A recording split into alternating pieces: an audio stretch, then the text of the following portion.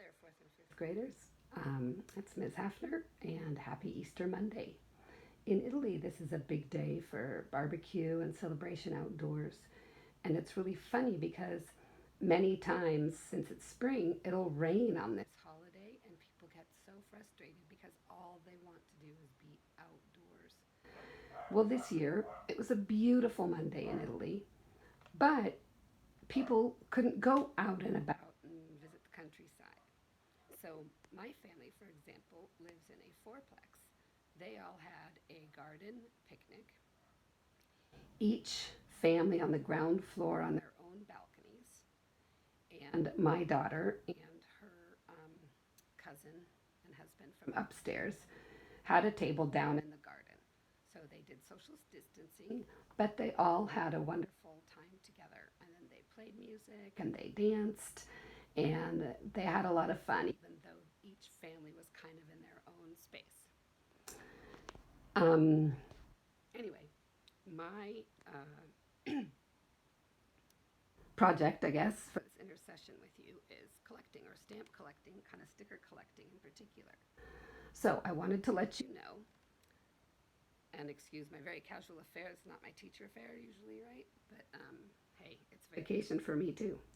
So anyway, what I wanted to let you know is that stamp collecting began around 1860, when thousands of collectors and stamp dealers were first appearing around the world.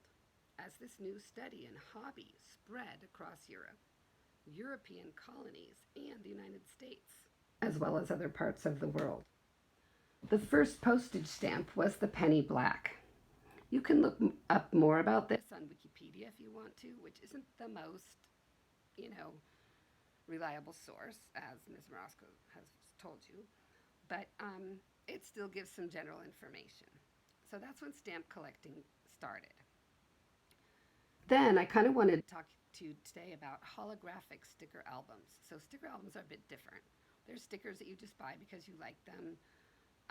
They can be collected. Some people like to trade them. They don't have the value as stamps in the sense that a stamp, minimum, you can always stick it on an envelope or a postcard and mail something with it, right?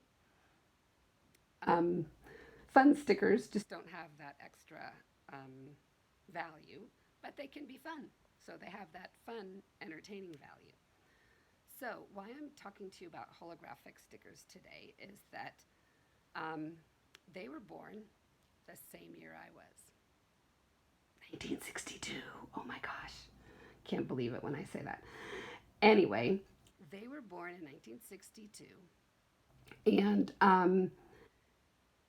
that's when lasers first started being a little bit more in wide use. And therefore, the laser enabled the first practical optical holograms. So it recorded 3D objects. It began in the Soviet Union, but it was later developed also at the University of Michigan here in the USA. So, um, holograms, they're usually silver.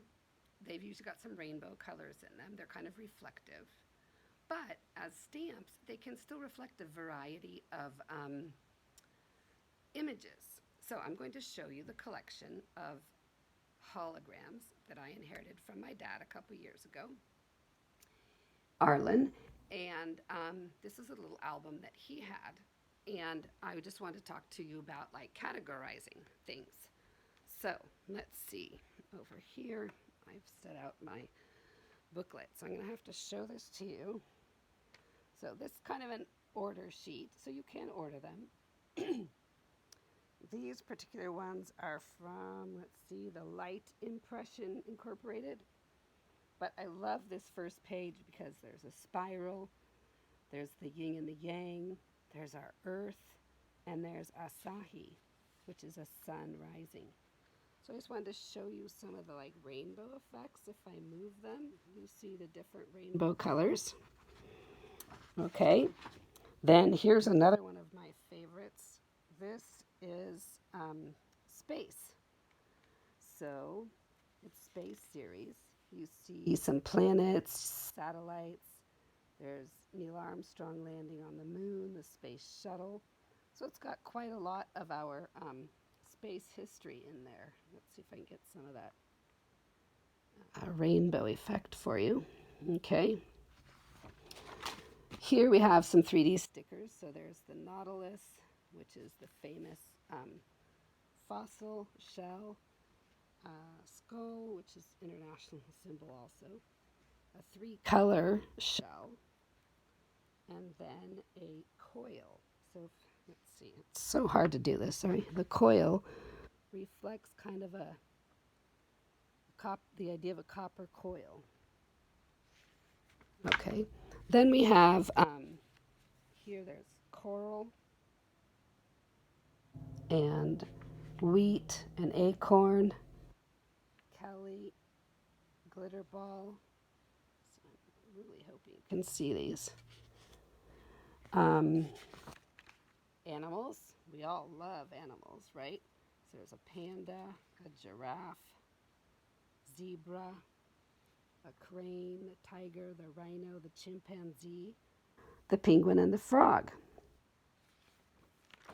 Other animals, a toucan, a dragon, a fish, two kangaroos, a hopping kangaroo, and a koala bear.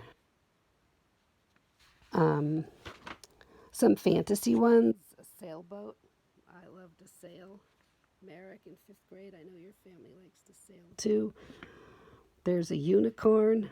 I think it's Juliana who loves unicorns. And a hot air balloon. So just different images to collect. This one is a California edition. So we have the monarch butterfly. We have a shooting star over a home in a cityscape. And we have the dolphins from our beautiful Pacific Ocean. Let's see.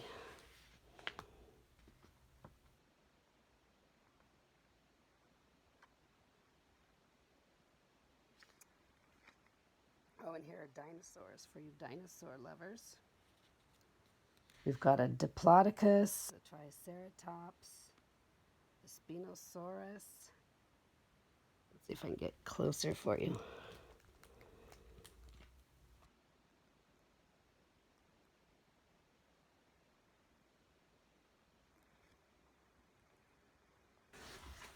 So, there you go.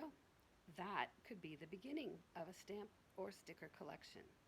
It is interesting to have catalog titles like this one you saw, space, animals. They can even be sizes. They can even be dates, periods when they were produced. My dad kind of always shared with me the idea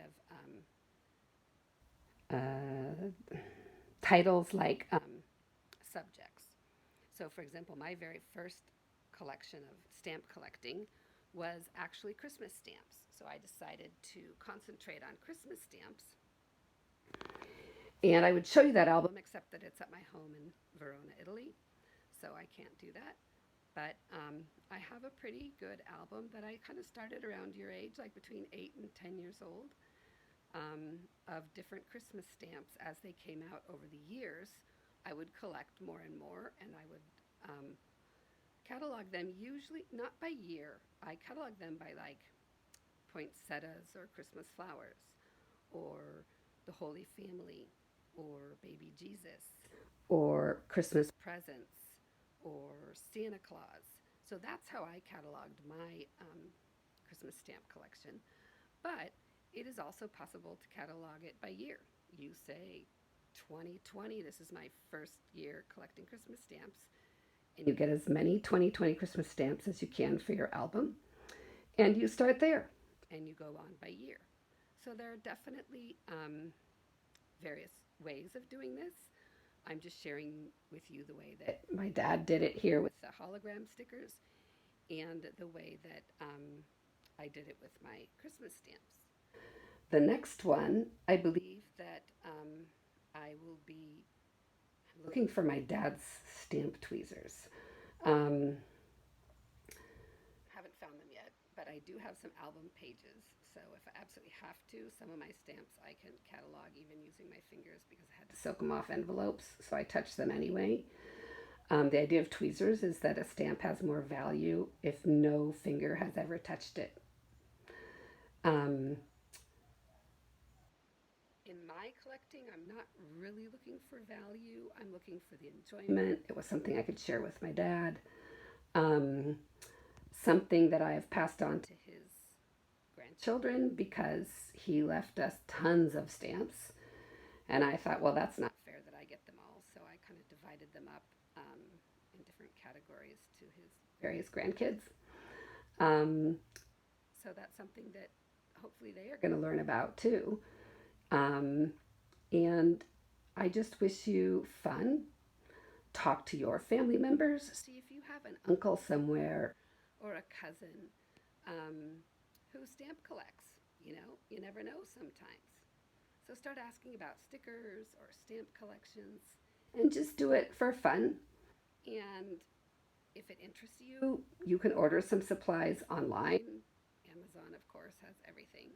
But there are various pages or beginning albums, pre-packaged collections. Right now, we're not really supposed to go to the post office, right? Unless we have to. But there are lots of ways that you could even just start getting information about it to see if it's something that you might be interested in doing. Because collecting is kind of fun. The other thing I like about stamps and stickers is that you might have an album or two, but they don't take up a whole lot of space. I mean, if you collect mugs or, oh, I don't know, cars, oh my gosh, you need a lot of space to store your collection. So, with stamp or sticker collecting, it's something that you can do without a lot of space in your own room. Set up a spot, and you can either do it with the idea of having it um, high quality enough to be a huge value or investment, which means you don't touch them with your own hands, you barely breathe upon them, um, and you use all the proper um, pages to keep them carbon free and non fading and things like that.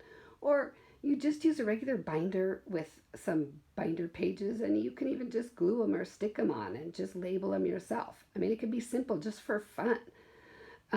Stamps have so much history behind them too. We can learn about historical events, we can learn about historical people, we can learn about people in music and poetry. We can learn about space exploration, plants, our nature, conservation. There's just so much we can learn if we dig deeper into the image that's on a stamp. So that's my number one video on stamp and or sticker collecting for this Easter vacation.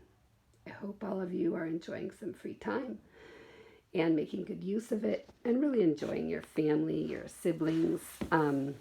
Invent a new game. Make a talent show. My kids used to love dress up and like making their own kind of little act. Um, like I said today, my youngest daughter was dancing in the garden with her cousins up on their balcony and the other cousin on her balcony and an uncle down below. And um, so it's just a fun way to express ourselves. Anyway, lots of love. See you the next time. Ciao, ciao for now.